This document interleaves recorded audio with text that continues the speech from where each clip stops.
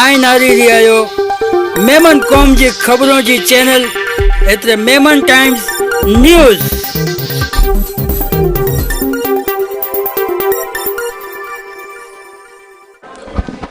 खुदावंदा मैं तेरे नाम से आगाज करता हूँ, खुदावंदा मैं तेरे नाम से आगाज करता हूँ, तेरा बंदा हूँ तेरी रहमतों पे नाज करता हूँ।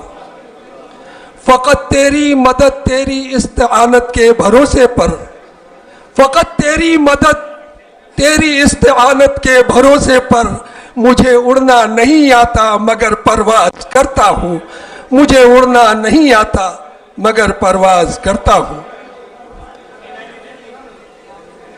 सामाईन किराम,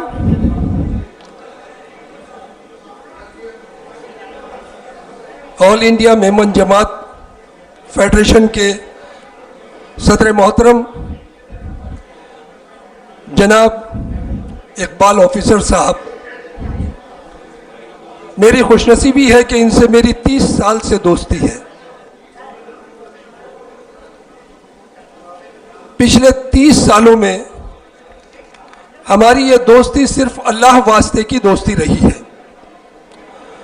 हम जब मिले हैं किसी अच्छे कॉज के लिए मिले हैं, किसी नेक काम के लिए मिले हैं। मैंने जनाब इकबाल ऑफिसर साहब की शख्सियत को बहुत करीब से देखा है और हमेशा ये महसूस किया है कि इनका अपना दिल अपने लिए कम और गरीबों के लिए ज़्यादा धड़कता है। इनके दिल में मैंने हमेशा गरीबों के लिए कुछ करने की, बेसहारों का मदद करने की, लाचारों का सहारा बनने की एक लगन जो देखी है मैंने, इसके बारे में मैं ज़्यादा कुछ नहीं कहूँगा। लेकिन मुझे याद है कि पिछली बार जब हमारा एक प्रोग्राम था और उसमें इकबाल ऑफिसर साहब तशरीफ़ लाए थे, तब ये कोविड के मरीज़ थे और वैक्सीन लेकर ये किसी का सहारा लेकर आए थे और इनको देखकर हमारी आंख भर आई थी कि आखिर ये शख्स के अंदर क्या जज्बा है। दोस्तों,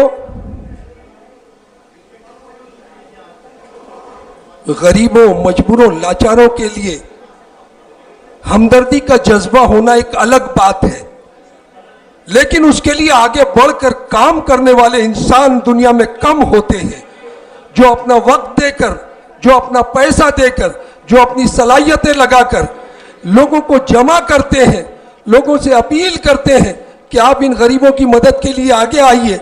ऐसे इंसान बहुत अजीम इंसान होते हैं और मैं बहुत फख्र के साथ कह सकता हूं कि अल्लाह ताला ने हमारी कौम को भी एक ऐसा अजीम इंसान बख्शा है जिसका नाम इकबाल ऑफिसर है।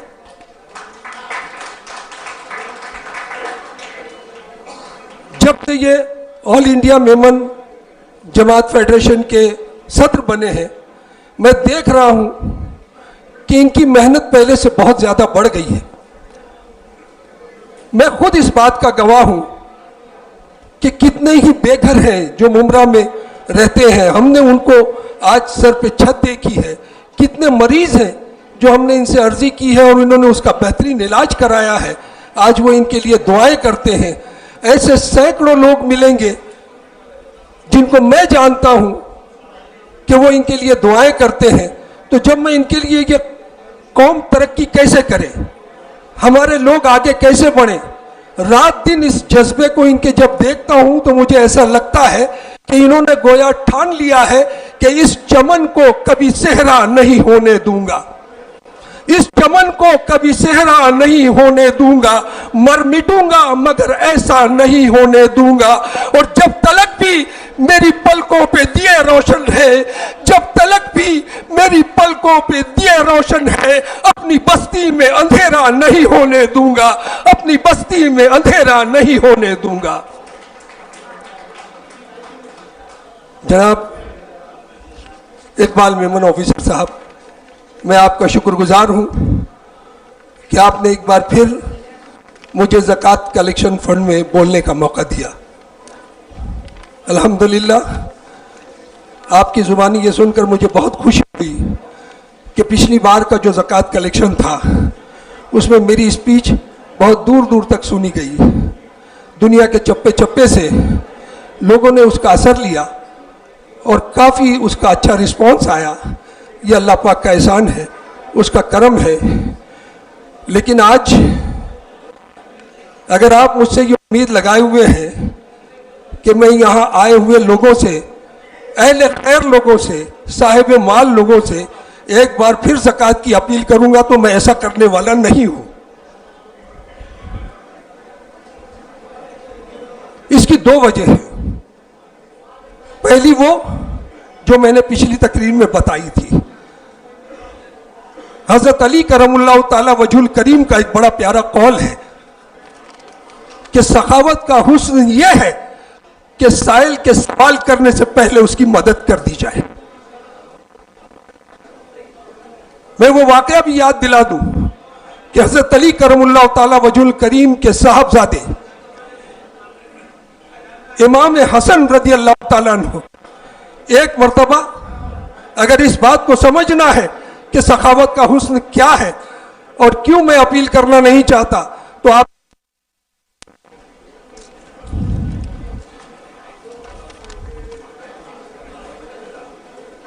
एक मर्तबा हजरत इमाम हसन रज़ियल्लाहु ताला अन्हु अपने घर में थे, असहाब के साथ बैठे हुए थे।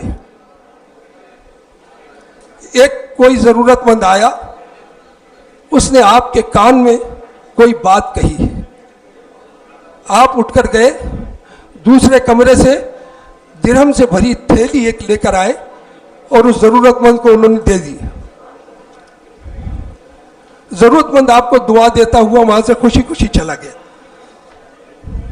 लेकिन उसके जाते ही इमाम हसन ज़ारो कतार रोने लगे। साहबा ने पूछा कि हसन, आपको तो खुश होना चाहिए कि अल्लाह ने आपको इस काबिल बनाया है कि आप किसी गरीब ज़रूरतमंद के काम आ सके, और आपने उसकी मदद की और उसके बाद भी आप रो रहे हैं। इमाम हसन ने कहा कि मैं इस बात पर रो रहा हूं कि मेरा एक जानने वाला जरूरतमंद था और मैंने उसकी खबरगिरी न की। हसन इस बात पर रो रहा है कि कल कयामत के दिन अगर अल्लाह ने पूछ लिया कि हसन, हमने तुम्हें माल और दौलत किस लिए दिया था, ताकि तुम गरीबों, मजबूरों, मिस्किनों के काम आ सको। ऐ हसन, अगर तुमने उनकी खबरगिरी की होती तो उन्हें सवाल करने की शर्मिंदगी से बचा सकते थे। बताओ ऐ हसन, तुमने ऐसा क्यों नहीं किया? उस दिन ये हसन अपने अल्लाह को क्या जवाब देगा? तेरी हुजूरी में जाने जाना ख्याल हिजरो विसाल कैसा, तेरी हुजूरी में जाने जाना ख्याल हिजरो विसाल कैसा। अरे जो तुझको देना है बेतलब दे, सखी के दर पे सवाल कैसा, सखी के दर पर सवाल कैसा। तो मदद की अपील उनसे की जाए जो सखी नहीं है। इकबाल भाई, ये तो हॉल ही सखी लोगों से भरा हुआ है, इसलिए यहां अपील का कोई मतलब नहीं है। और दूसरी एक बात कि आज मैं अपील करने की बजाय चाहता हूं कि जो साहिब माल हैं, जो मदद करने के काबिल हैं, उनकी खैरत को ललकारा जाए, उनकी शराफत को आवाज दिया जाए, उनके ईमान को पता लगाई जाए, ताकि वो अपने ज़मीर की आवाज सुनकर खुद आगे आए और हमें हमारी मदद जो गरीबों तक पहुंचानी है वो आगे बढ़कर खुद दे। अगर आपकी इजाजत है इकबाल भाई, तो मैं अपनी तकरीर को शुरू करूं। एक दुआइया शेर के साथ मैं अपनी तकरीर शुरू करना चाहता हूं, उम्मीद है आप तवज्जो देंगे।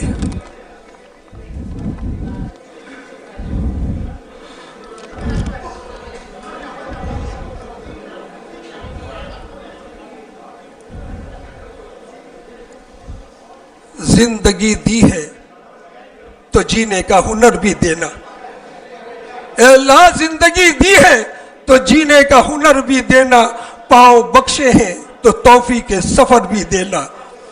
जिंदगी दी है तो जीने का हुनर भी देना, और पाँव बख्शे हैं तो तौफीक के सफर भी देना। गुफ्तगू तूने सिखाई कि मैं गूंगा था, गुफ्तगू तूने सिखाई कि मैं गूंगा था, अब मैं बोलूंगा तो बातों में असर भी देना, अब मैं बोलूंगा तो बातों में असर भी देना।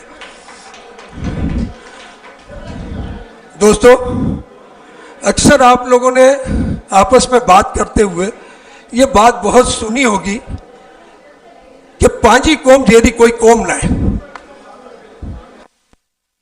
सखी लोग भी कोई कौम में नहीं ने, पांच तो बदे व्यापारी मारू हुई, पांजी कौम तो बहुत समझदार कौम ने, पांजी कौम में तो जरा शरीफ लोग भी कोई कौम में नहीं ने, पांजी कौम जेरी तो कोई कौम ना है। दोस्तों, आप मेमन कौम की तारीफ के चाहे जितने कसीदे पढ़ ले, लेकिन इस अफसोसनाक सच्चाई से आप इनकार नहीं कर सकते कि आज भी हमारी कौम का एक बड़ा तबका बदहाली का शिकार है।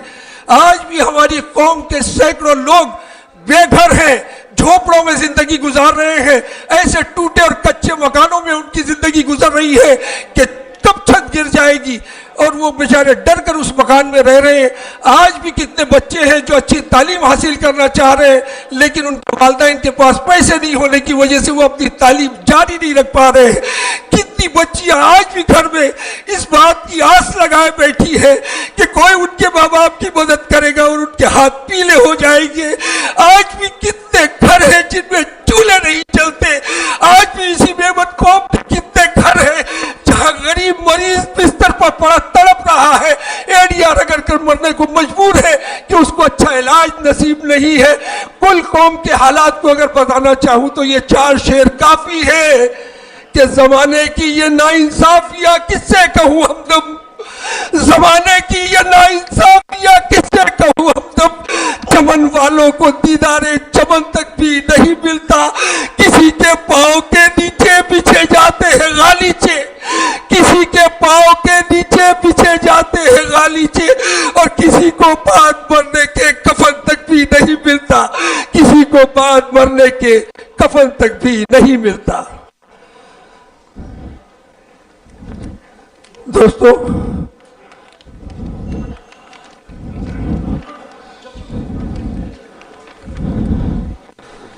जितने भी लोग पीछे हैं, आप सबसे रिक्वेस्ट है प्लीज आप लोग थोड़ा सा साइलेंट हो जाइए। अनवर भाई कुछ अपने वर्ड्स शेयर कर रहे हैं सबके साथ। ये बहुत बिजी रहते हैं अल्हम्दुलिल्लाह, ये बहुत फेमस पर्सनालिटी है, काफी बड़े बिल्डर भी है अल्हम्दुलिल्लाह, लेकिन आज वो टाइम निकाल कर आए हैं कि कुछ चीजें वो शेयर करना चाहते हैं। तो आप सबसे रिक्वेस्ट है प्लीज इनकी बात आप लोग सुनिए और थोड़ा साइलेंट हो जाइए प्लीज। मैं चाहता था कि जिस वक्त मैं इकबाल भाई की तारीफ कर रहा था एक बात बता देता, उसके बाद किसी की आवाज ना निकलती। ये इन्होंने कहा कि एक बिल्डर है, मैं तो एक छोटा सा पत्रकार भी हूं, मुमरा समाचार 25 साल से चलाया है। आपको पता नहीं है कि मुझे इतने अवार्ड मिले हैं कि मेरे पास रखने की जगह नहीं, उसके लिए एक अलग फ्लैट हमने बनाया है। ये करम है अल्लाह पाक का कि एक छोटे से अखबार की पत्रकारिता करते हुए इकबाल भाई जैसे इंसान को रहनुमा मान के आगे बढ़ते हुए अल्लाह ने वो तरक्की, वो कामयाबी दी है कि 2 मरतबा महाराष्ट्र सरकार ने पत्र भूषण का अवार्ड दिया है और एक बार मनमोहन सिंह के साथ से मुझे देश का गौरव पुरस्कार मिला है, जिसमें गावस्कर और मैं 2 ही लोग शामिल थे। तो ये बात मैं अपनी तारीफ के लिए नहीं बता रहा हूं, इसलिए कि वो जो शोर कर रहे हैं उनको पता चले कि आज ये शख्स अगर ये नाज करता है कि हाँ मैं मेमन कौम का हूं और मेरे बराबर हिंदुस्तान में सिर्फ गावस्कर के पास जो अवार्ड है, तो सुनो कि ये अवार्ड का सिलसिला सबसे पहले मुंबई में मुझे अवार्ड देकर इकबाल ऑफिसर ने शुरू किया है। ये बीज उसका बोया हुआ है जो ये पेड़ आपके सामने खड़ा है, जिसको आज दुनिया में मैं बताता हूं। अभी पिछले प्रोग्राम में मैं इनके साथ था जब ये मुझे मेल आया था और इन्होंने मुझे मुबारकबाद दी थी। यूनिवर्सिटी ऑफ अमेरिका ने मुझे मोटिवेशनल स्पीच के ऊपर PhD डॉक्टरेट ऑनररी दी है। ये भी पाने वाला मैं अकेला मेमन और अकेला मुसलमान हूं। यह है इकबाल ऑफिसर कि वो बीज बोता है कि कौम उसके फल खाती है। बड़ा बिल्डर होना क्या बड़ी बात है। उसके बाद भी आप ना सुनना चाहे आपकी मर्जी है, क्योंकि यहां मैं नहीं आया, यहां उन गरीबों का दर्द बांटने आया जो आपकी मदद की आस पर है। ना सुनना हो आपकी मर्जी है, मेरी आवाज अल्लाह सुन रहा है और अल्लाह उनके दिल में डालेगा, जिनके दिलों तक आवाज पहुंचेगी और हाथ जेब में जाएगा और वो मदद करेंगे। मुझे परवाह नहीं है, आप बातें करें, मैं अपनी बात करूंगा। आपकी अब तक की जो बात की, अल्हम्दुलिल्लाह, इस पर जिस समझदारी से आप लोग किया, एक बात तो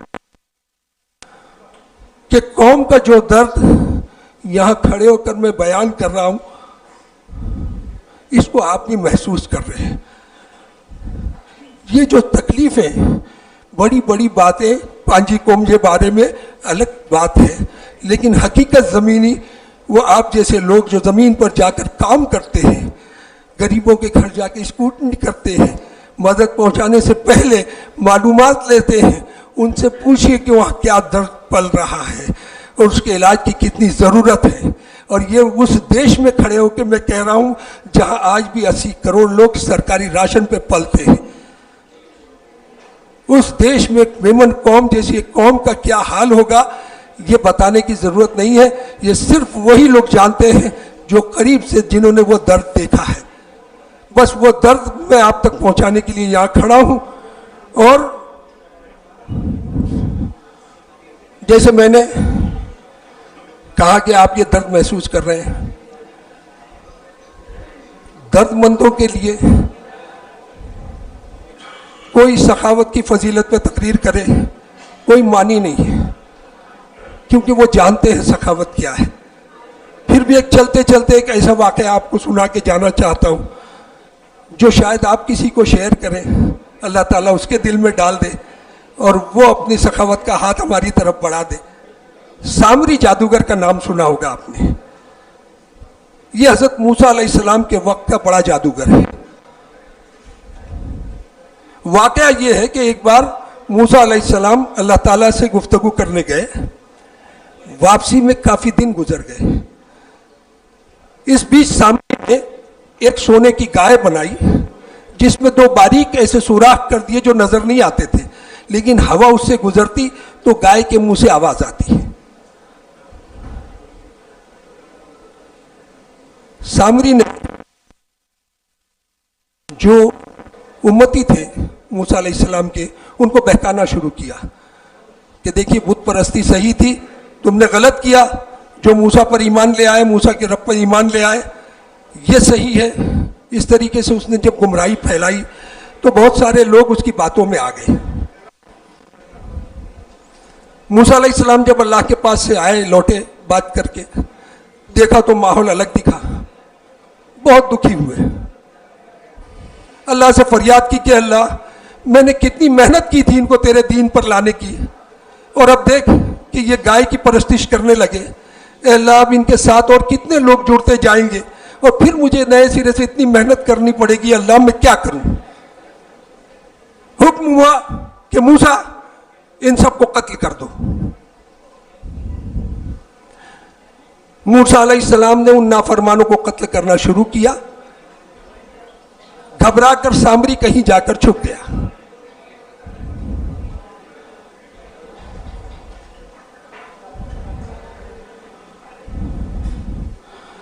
जब सामरी छुप गया तो आपने उसको ढूंढ निकाला, और ढूंढने के बाद जैसे उसको पकड़कर उसे कत्ल करना चाहा, अभी आपकी तलवार उसकी गर्दन तक भी न गई थी कि अल्लाह की तरफ से निदा आई कि मूसा इसे छोड़ दो। आप रुक गए, हैरान हुए कि अल्लाह, ये वही सामरी है जिसने लोगों को दीन से बहकाया, ये वही मलून है जिसने फितना खड़ा किया। अल्लाह, जो फितने में मुब्तला हो गए उनको तो तूने कत्ल करने का हुक्म दिया, अब सामरी की बारी आई तो मुझे मना करता है। अल्लाह, क्या मैं इसकी वजह जान सकता हूं? आसमान से निदा आई कि मूसा, तुम भी जानते हो कि सामरी एक सखी इंसान है, और ऐ मूसा, हमारी गैरत को यह बात गवारा नहीं है कि हम किसी सखी को उसके गुनाहों की सजा दुनिया में दें। दोस्तों, अल्लाह की रहमत सखी के साथ यूं है कि सामरी जैसा मलून काफिर, लोगों को बहकाने वाला, अगर सिर्फ सखावत की वजह से दुनिया में अजाब से बच गया तो आप और हम तो ईमान वाले हैं। आप माने ना माने, मैं इस बात पर ईमान रखता हूं कि अल्लाह अगर तेरी रहमत का आलम यह है कि दुनिया में सखावत करने वाला अगर सामरी हो तो भी दुनिया के अजाब से बच जाता है, तो सखी मोमिन जिस दिन तेरे सामने महशर में हाजिर होगा, तेरी रहमत उसे जरूर बख्श देगी और वो जरूर जन्नत में जाएगा। सखावत के ताल्लुक से एक छोटा सा वाकया और मेरी तकरीर का इख्तिताम। दोस्तों, एक ऐसा नुक्ता आपको बताना चाहता हूं जो शायद आपने कभी नहीं सुना होगा। अभी आपने ये सखावत वाली जो बात सुनी, एक बात और मेरी नोट कर लीजिएगा, इंशाअल्लाह ये आपको काम आएगी। मैं 2 हदीसें आपको सुनाना चाहता हूं जो आपके दिलों में ईमान की रोशनी पैदा कर सकती है। सखावत के सिलसिले में एक हदीस पाक है, यह सुनन तिरमिजी की हदीस है 387/3। हदीस पाक है कि नबी करीम सल्लल्लाहु अलैहि वसल्लम ने फरमाया कि सखी अल्लाह से नज़दीक,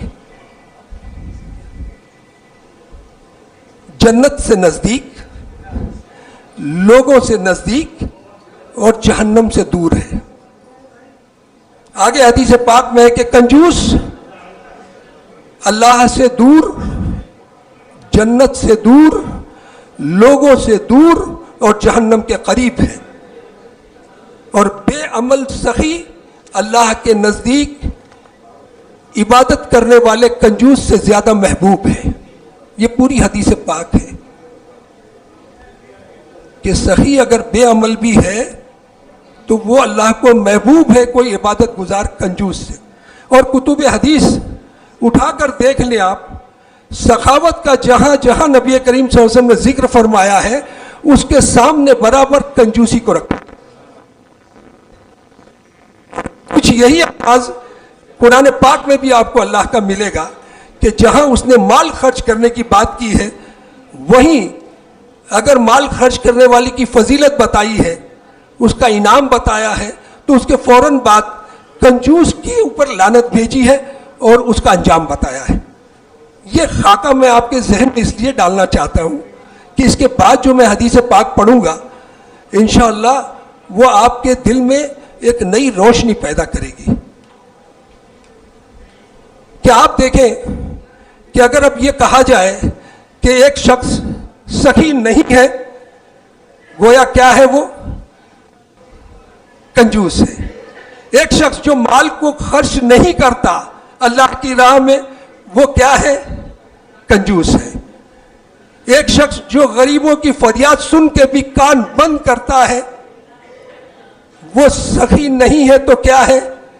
कंजूस है। एक शख्स जानता है कि मेरा सहारा किसी बेसहारे के लिए काम आ सकता है, फिर भी वो हाथ नहीं बढ़ाता उसकी तरफ मदद का, तो वो सखी नहीं है तो क्या है? कंजूस है। लेकिन दोस्तों, मैं आपको एक नई चीज बताता हूं कि वो सखी नहीं है तो कंजूस है, ऐसा नहीं है। अगर वो सखी नहीं है तो वो ईमान वाला नहीं है, ये इस्लाम बताता है। आगे की हदीस में आपको बताता हूं, ये हजरत अबू हुरैरा इसके रावी है, सुनन निसाई में 9691 हदीस नंबर है ये। हुजूर करीम सल्लल्लाहु ताला अलैहि वसल्लम ने फरमाया, गौर से सुनिएगा, कि ईमान और कंजूसी किसी एक शख्स में जमा नहीं हो सकते। देखिए इस्लाम क्या नजरिया दे रहा है कि अगर आप साहिब ईमान हैं तो इस्लाम मानता है कि आप सखी हैं। अगर आप साहिब ईमान हैं तो इस्लाम मानता है कि आप गरीबों के मददगार हैं। आप ईमान वाले तभी हैं जब आप गरीबों के दर्द को कम करने वाले, उनके दुखों में काम आने वाले हैं। वरना वो आप अगर इस तरह अपने आप को भले ही मुसलमान कहते हो, ये हदीस पाक बताती है कि अगर आपके दिल में गरीबों के लिए खर्च करने का जज्बा नहीं है तो सिर्फ आप कंजूस नहीं है, बल्कि आप ईमान वाले नहीं है, क्योंकि कंजूसी और ईमान एक साथ एक दिल में नहीं रह सकता। यही नुक्ता मैं आपको बताने के लिए आया हूं दोस्तों, कि अगर ऑल इंडिया मेमन जमात फेडरेशन के जरिए आपकी मदद गरीबों तक पहुंचती है तो यकीन माने कि यह सिर्फ आपको सखावत की फजीलत नहीं देती, बल्कि आपको ईमान वाला होने की सनद भी देती है।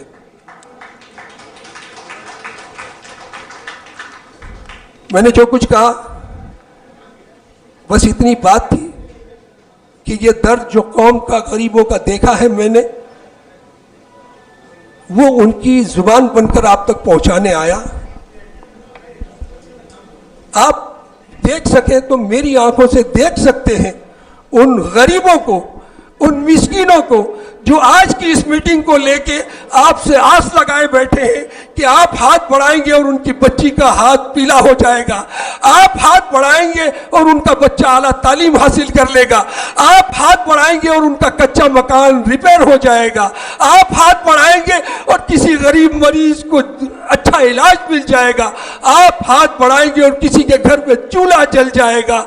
मैं उनकी आवाज बनकर आपके पास आया हूं और उसके बाद भी अगर मेरी आवाज आप तक नहीं पहुंची और आपने यही खामोशी इख्तियार कर रखी और आपने आगे बढ़कर मदद का हाथ नहीं बढ़ाया, तो मुझे यह कहने में कोई हर्ज नहीं है कि मैंने माना कि मेरी आवाज नहीं जाएगी, मैंने माना कि मेरी आवाज नहीं जाएगी, दरो दीवार से टकरा के पलट आएगी। अब भी मौका है, अंधेरों का करो कोई इलाज, अब भी मौका है, अंधेरों का करो कोई इलाज, वरना ये नस्ल उजालों को तरस जाएगी, वरना ये नस्ल उजालों को तरस जाएगी, नस्ल उजालों को तरस जाएगी। अल्लाह